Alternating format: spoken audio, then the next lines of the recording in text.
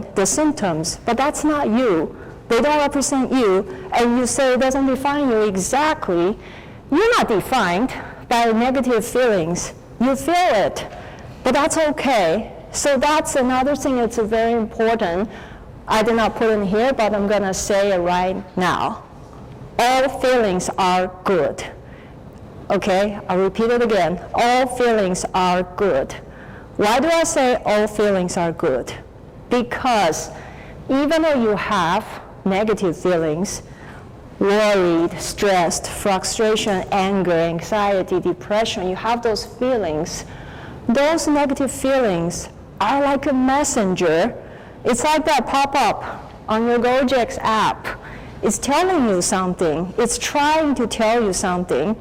It's delivering a message to tell you, hey, do something. I don't feel quite right. Do something, do something. It's a warning. It's an alert system. So that's good. Why? Because all those feelings are CTA. You guys know what CTA is, right? Yeah, call to actions. That's why all feelings are good. So the very first thing is don't think those negative feelings as your enemy, because when you are sitting there thinking, God, I hate this, I don't want to have this, you're basically judging yourself in a negative way. And when you are seeing part of yourself, your real self is going through as an enemy, you just end up creating more internal conflicts. You're more disappointed with yourself. And that's not productive. That will not take you there to make changes. So that's what we're talking about, shifting your identity. Because you don't want to judge yourself. You're not defined by anxiety or depression. You're you. So whenever you notice that you are telling yourself, I have anxiety, stop, stop, stop. Anxiety is a symptom. It's a symptom of a deeper issue of something. So instead say, I have symptoms, I have feelings of anxiety. That's more like the real you. That's what you're really feeling. Okay, so what is anxiety? Why do people feel anxiety? Think about, I know you guys work in a very stressful environment, so when do you feel that feeling? When do you feel anxious?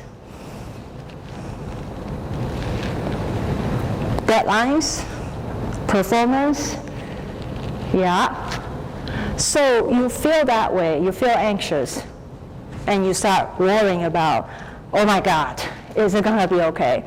And you start thinking, am I good enough? Are they happy with my performance? So all that comes down to anxious, over worrying, overthinking. It's about fear. You're afraid of something, right? So am I going to be good enough? Are they going to judge me? Can I make it to the deadline? All this, it's fear. You're afraid of something. You're afraid that something bad might happen. So the second thing about shifting your identity is ask yourself, something bad might happen. What might happen? Like for real, what might really happen? Like you get fired the next day, if you were late for 1 hour of your deadline, or your coworkers tell you you need to change something, then your world is going to go upside down and they're going to think you're the worst Gojek staff in the world. Is it really going to be like that? Is it really that bad is going to happen? Ask yourself. It's a reality check, because when you're afraid of all these things, you're creating some imaginary reality, and that generates a lot of fear. F-E-A-R.